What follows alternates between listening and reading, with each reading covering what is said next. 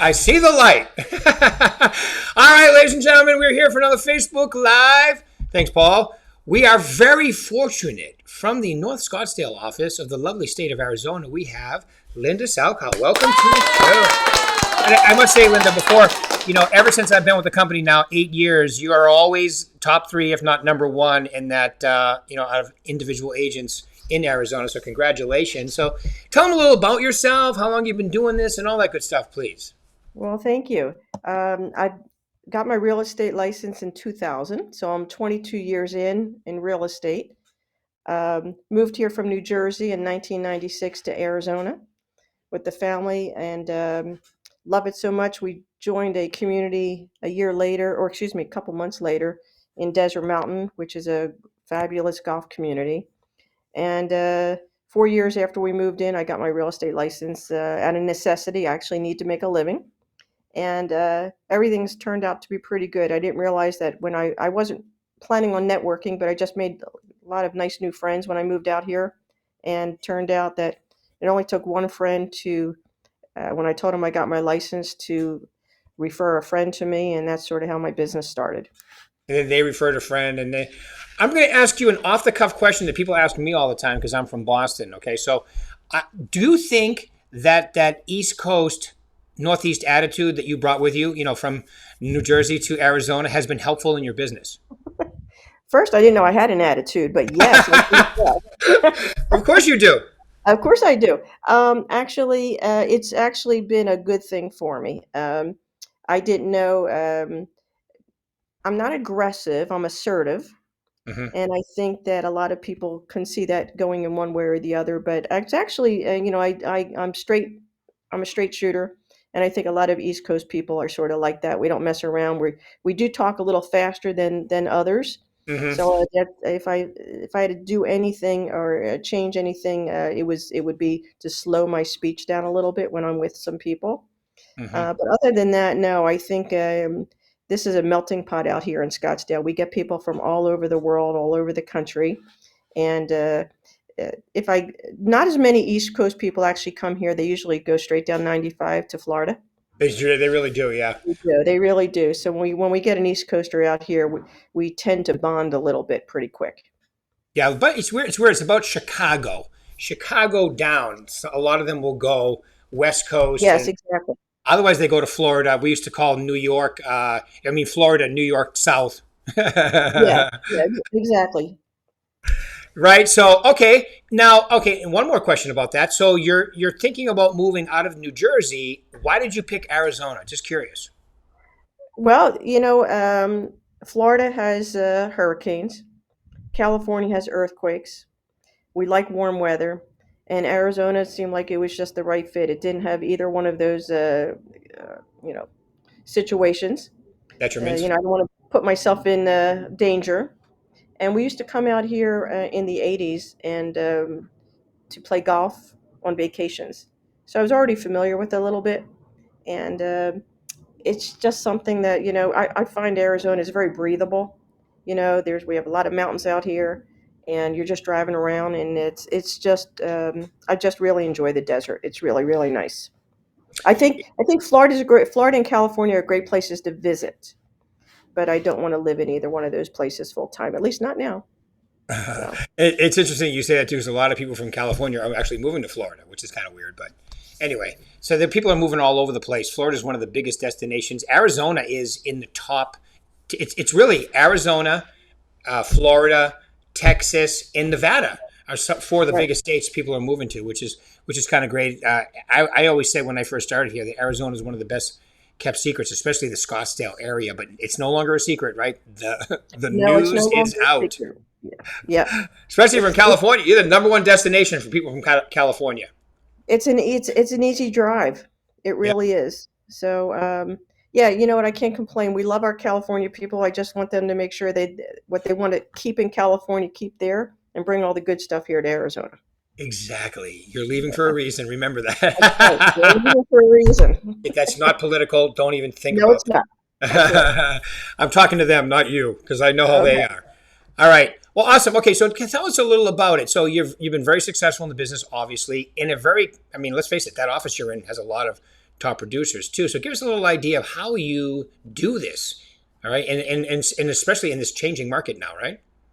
Yeah, I think through the years, I've just stuck to my same formula, and that is work. A lot of people I've met through the years, you do one good job, they refer you to somebody else. So I really have a pretty deep referral system now after 22 years. I don't have to market quite as hard as I used to. And to be honest with you, Rick, I really don't go on listing calls very often anymore. Um, I'm able to pick and choose who I want to work with. Occasionally, I'll get somebody new, and I always say, well, go ahead and interview everybody. And when you're all finished, give me a call, and I'll be glad to come over and have a chat with you. Um, they pretty much know who I am. And if they want to work with me, that's great. If they don't, um, in the early on, I took on everybody because, I was hungry and I needed the business. I'm still hungry, but it's a different feeling. Hmm. I always want to do a good job for everybody. And so I'm fortunate after 22 years of working with repeat clients, five, six, seven transactions I've done with many of them. So, but a new agent, I always tell them, because I try to mentor in the office a little bit about marketing, um, how to do open houses, things like that. And I actually enjoy that very much. I like to give back. So I think the Thank biggest you, by the way. That's great. Yeah. well, they don't understand how a top agent, and I still, every year, I'll be honest with you, every season, I never think I'm going to do any business. I still think that. I still think, oh, I'm not going to get any listings. And next thing you know, I get a handful of listings and a handful of buyers, and I'm You're very off. happy. Yeah, and I'm off, and I'm still in disbelief that it happens, and I just feel very fortunate that it still happens since there is so much competition out here. Mm, So every agent is pretty good. It's just really your personalities, how you're going to jive with the clients, and that's what it comes down to. The knowledge that I have of certain communities, I think, puts me above some of the others, and that sometimes helps me get better contacts with um, knowledge. As I tell all the newer agents or any agent is the best. Learn as much as you want about certain communities if you're specializing in certain areas, because the more that I can, the more you can share with somebody, the better they feel more comfortable with you. right. You Yeah, know. and it's and even when I used to do the training, they used to come and give input. It was very helpful, and so I really appreciate that. And when you're a top producer like yourself, one of the things that you like to do is help people. I know that when I was a top producer, and obviously I got into coaching 100%, so I really enjoy helping people. And I'm so glad you said that too, because when I coach agents and I tell them the most scary day for a top producer is December 31st, they always go, why? I go, because the slate's clean again. And they ask Yeah. the same questions. Can I do this again next year? It's kind of crazy how consistent that is with top producers, because not only you, but a Right. lot like, whoa, Yeah. but you've developed this repeat referral, this sphere, because you over deliver and under promise, which is the exact opposite of what most agents do, right? So you keep getting these people back and back, and now you can pretty much pick and choose who you're going to work with, which is a really good place to be in. Right. I think what also separates me is the consistency of it. Hmm. I always end up, um, not going to give too many numbers, but I always end up pretty much in the same range every year. And this has been pretty consistent for almost my entire career for over 20 years. Um, I don't take on more than what I can handle because I work as an individual. I don't have a team. And Hmm. everyone wonders why I don't have a team. I just never felt the need to have one. Um, I only want to take on the business that I can, and this way I could do the best at it. And I make a pretty good living because I don't have to, I sell more of the higher priced homes, so I don't have to sell as many homes. I don't, I never wing units. Let's put it that way. And those that do units, congrats to them. That's not my thing. Um, but the market this year or the last couple of years has really helped. I don't have to sell quite as many because my everything's gone up. This year, this season now, things are changing, and I think that we have to be smarter in our pricing. All right, and explain to our sellers how realism has to kick in a little bit more. Luxury market is a little bit different. Our inventory has gone up, which is good, creates more competition. But at the same time, um, what makes this property better than that property, and price always still comes into it. Um, but I mentioned to you earlier, patience is the number one thing that I want everybody to have a little bit more of right now.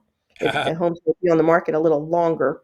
So without anybody, I mean, I get price reductions sent to me every day, two, three times a day. All I see is price reductions, price reductions. It gets kind of embarrassing. But Right, I don't want to do price reductions. I want to price it fairly with as current the comps, and even the comps are too old because they're only 2, 3 months old, but they're old already. right, So we just have to switch it around a little bit. I'm already gonna take 5% off right. just to get to today. So I think pricing is really important, and the newer agents have to understand that unless there's something very unique about a property, they're just not going to come running in and making multiple offers right away. Right, because you got to stand out, and it's not that values have gone down because they haven't, but to put yourself in a good place marketing wise, or from a sales standpoint, it's good to understand that people get attached to it by two things: what it has to offer and the price, and those are the two things that people need to be concerned about, right? Oh yeah, definitely. We're starting up again.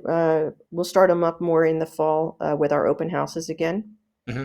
and waiting for the snowbirds to come back right now because they're still enjoying their lakes and their beaches and everything else that they're at right now. Since I do mostly a secondary market, they're second, third, and fourth homes for a lot of my clients. Right. So Yeah, and that's you're the also difference. waiting for when you look at your phone and you check the weather, it only has two numbers for the temperature, not three, right? Yeah, actually, today in Arizona, it's only two right now. So it's Whoa! we're having some storms, and it not where I am right now, but there's some great gray skies out there today. But it's still they're pretty skies. I'm outside right now on the patio, just watching them, waiting for the rain. But hopefully, it's already passed me by. Yeah, it's nice when you live out here because as you know, I'm in Nevada, and you know, being from New England and from New Jersey, when people would say, "Oh, I love it when it rains," I'm like, "What?" But Yeah, now I've been here 12 years. It's not bad when it rains. It's nowhere near like it was in the old days when 50% of your days are rainy. exactly, exactly. It's not too bad. I could still be outside. Like right now, let me see the temperature where I'm sitting right now is approximately. Let me go to my. Um, oh, it's 79 degrees right now. It's actually chilly. Crazy. I'm In not- It's August 79 3rd or degrees right 4th, now. whatever it is. Yeah, it's 79. I expect to go to 93 today, so that's not too bad. Wow. 93, only I two know. numbers. There we go. Crank It's those only open two numbers. houses. Exactly. Exactly. All right, so you mentioned patience, and my little line in success series is you'll either have patience or you'll become one with this business if you don't have patience, right?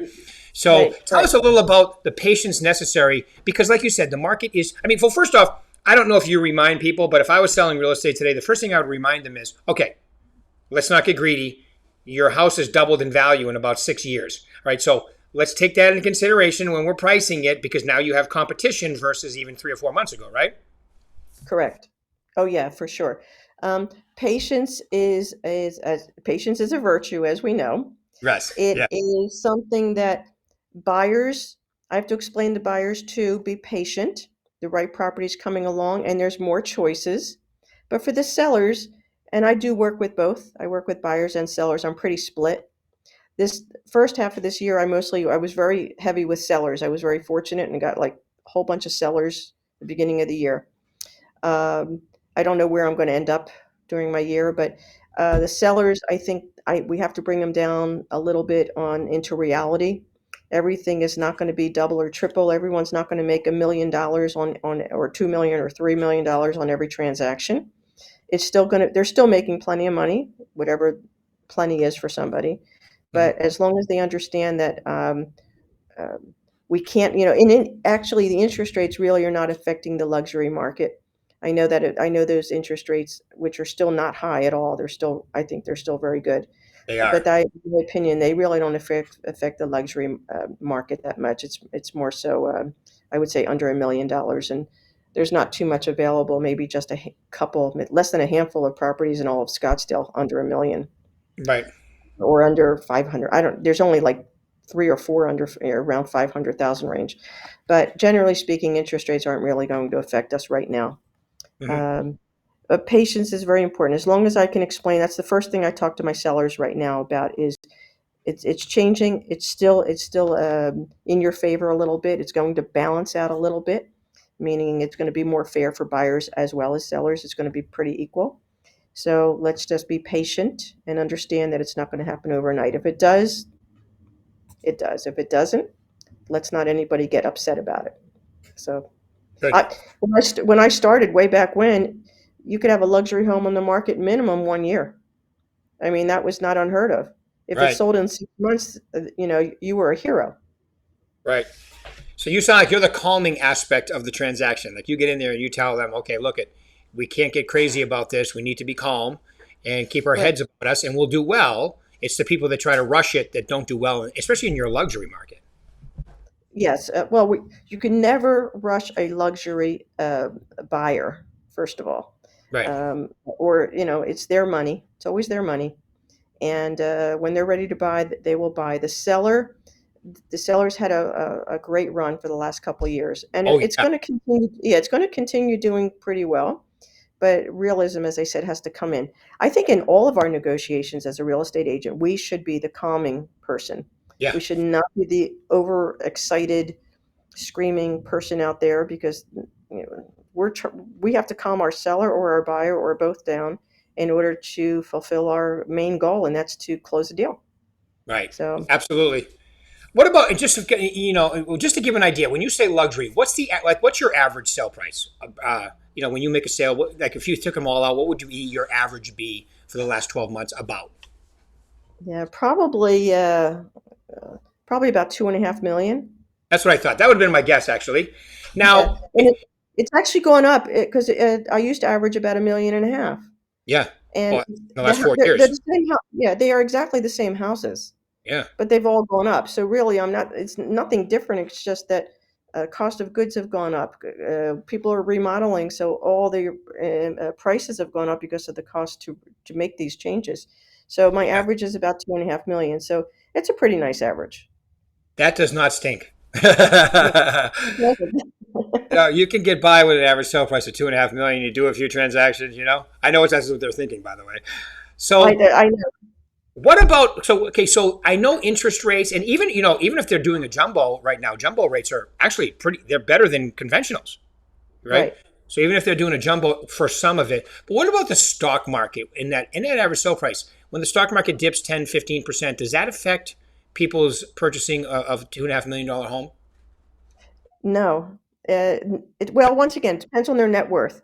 Right. So, um, the philosophy I've always had in the stock market is patience. Once again, uh, depending on the age of the buyer or seller. If they're in their 50s, they're looking at it in the long term.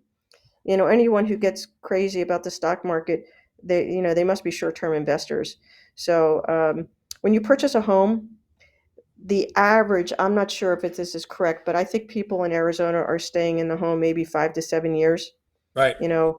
Uh, so that, which is still a longer period of time. The stock market, you have to look at the same thing. You're going to stay in the stock market for 5 to 7 years with a certain, whatever your portfolio is, whatever your Right. managers are explaining to you.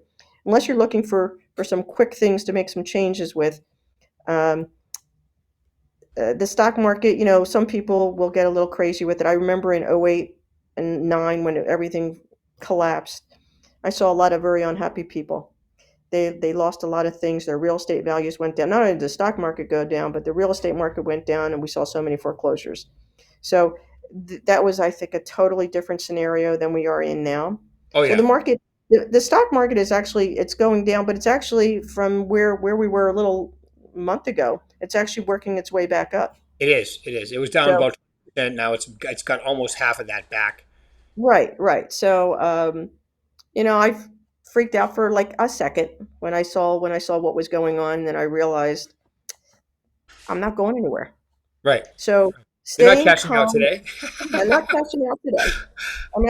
I'm actually uh, collecting. I do collect Social Security now. Well, I will be collecting Social Security.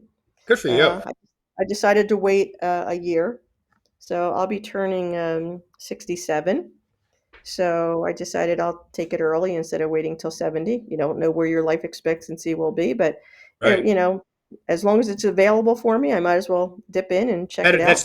well, you get the better number than if you start at 62, though. 67 is better than 62. Yeah, I never thought of collecting at 62, so I was going to collect at 70, but I have to go by what my accountant tells me. So I'm not the expert in many areas. There So you I go. have a financial person, I have an accountant, and like anything else, you go to the experts who give you the advice. There you go. That's the way. That's the way to be. All right. So, in closing here, my favorite question to ask top producers like yourself is, okay, so give them the three most important things. So whether they're brand new or whether they've been doing this a while and they want to go to the next level, what are the three most important things to be a success in this business?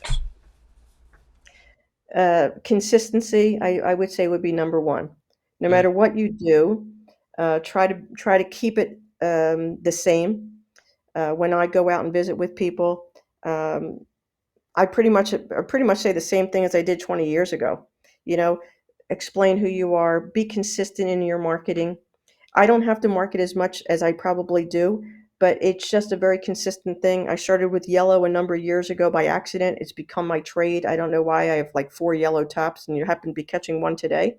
So consistency, I would say, is number one. The new word, as I said, is patience. As an agent, I think keeping a calm tone to us will create Demeanor. Yeah. um, exactly. I use a little bit of humor. I use a lot of humor in my repertoire, I guess, with meeting people. It's just who I am because I'm working with people with a lot of money, Mhm. and it's a serious matter. So I like to use humor in my dialogue and stuff, and it creates a little bit more comfortableness I and was going to say breaks the comfort. Yeah, I agree with you. I do the same thing. yeah, exactly. We're like there. So patience, consistency, and God, there's three. Yeah. Yeah, I know. I remembered earlier when I wrote it in my head, when I was talking about it in my head, and right now it's gone out of my head, and that's what happens when you're getting ready to turn 67. So I Well, actually can't think of a third thing right now. what Um, you mentioned at first was customer. I think your customer service is over the top. That's what oh I yeah, think. yeah. Well, that I think that goes with the consistency, Mhm. keeping your same. A lot of agents will ask me, "Well, how do you do things?" Write it down. Unfortunately, I'm not a great role model when it comes to that as far as organization. I've Right. kept so much in my head. My database, I'm kind of old school sometimes, but it works for me. Right. So if it works for you, do it. Hmm. Okay. Um, Berkshire Hathaway has wonderful tools for everybody at whatever level that you want to participate in. Hmm. Unfortunately, I don't use as many because I'm still old school, but every once in a while, I'll say, "Hey, that was a great idea. Why didn't I think of that?" But the company has it. So for those that want to take advantage of the services that Berkshire offers, jump in there but whatever you do, make it your own. Right. The bottom line is we're all individuals, so we want to make it our own. So you don't want to sound like everybody else. You want them to understand you are you, and they're hiring you because you are you. Right. One of the best compliments someone gave to me is they said, "I am a real realtor." I, So right. So I said, "Well, I thank you. I appreciate that very much." So I try to be me, and I think that if everybody just is not phony and is themselves, I think they should be successful. be authentic is what you're saying. Yeah. And especially if you're using social media, be yourself because when you're trying to be somebody else, it really comes across as hokey and weird. Yeah, yeah, exactly. I do a little social media. I don't like myself in front of the camera, but here we are today. Um, But you're very good, by the way. You're very oh, comfortable. You're very calm. You give good information. I would say you are exercising extreme patience, which is good. well, that's what I'm trying to practice now. As I I said, know. the new word for 2022. Yes, be patient or become one. That's All it. right, Linda. As always, a joy spending 30 minutes with you here. I really appreciate your time and taking it out today. And good luck with your remodel and everything, too. Oh, thank you so much. Take care, everybody. All right. Bye, Linda. Thank you. See you, everybody.